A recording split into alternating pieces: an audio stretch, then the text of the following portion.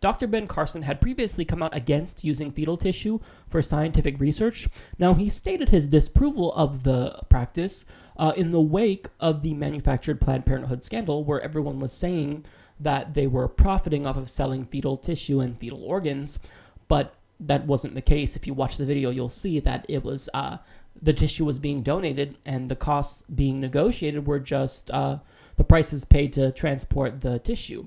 So even though donation of fetal tissue is for science reasons, this is what Dr. Ben Carson had to say about it.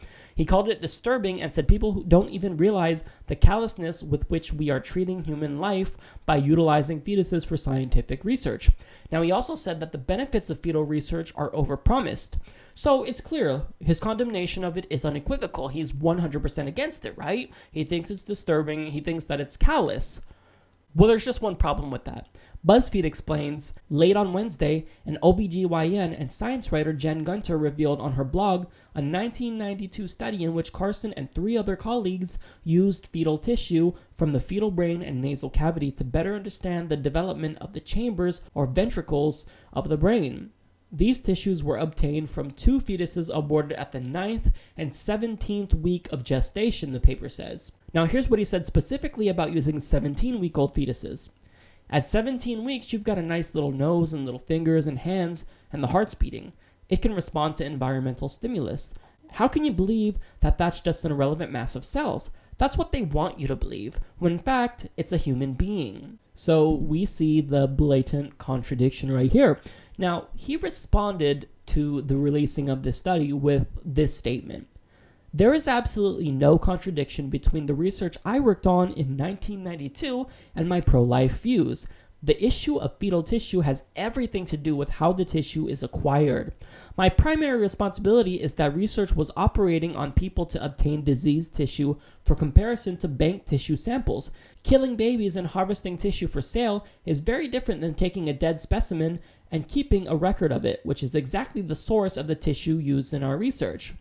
Here's what he did. He tried to sidestep the criticism by alleging that these fetuses are being killed specifically for the purpose of harvesting their tissue. Think about how ridiculous that sounds. So you're telling me that a woman is going to get pregnant for Planned Parenthood, give up the fetus specifically for them to just sell it and make $75. She's going to go through all that for $75. If you're that desperate for money, I can think of a lot of other ways that you can actually make $75. Come on, man. That's so ridiculous. How can you believe this? Look, I have no doubt that Dr. Ben Carson is intelligent, and I don't even think he buys the bullshit that he's spewing in this scenario. Look, the problem is that your true colors were revealed. You're a hypocrite. That's all it is. It's simple. But instead of coming out and saying, look, I've changed my mind, I've evolved on the matter, I no longer view fetal tissue research the way that I viewed it back in 1992, instead of just doing that, which would be logical, he had to come up with this whole conspiracy that women are just, hey, Planned Parenthood, how about I'll get pregnant, you can abort the fetus for me, and then when you get that $75, give me $20 and we're good.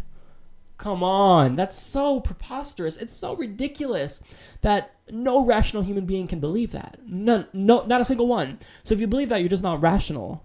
You're not using logic. And so I don't get how anyone could be against donating fetal tissue for scientific research anyway. I mean, instead of just taking the tissue and throwing it in the garbage, why not use it to benefit science and advance the greater good?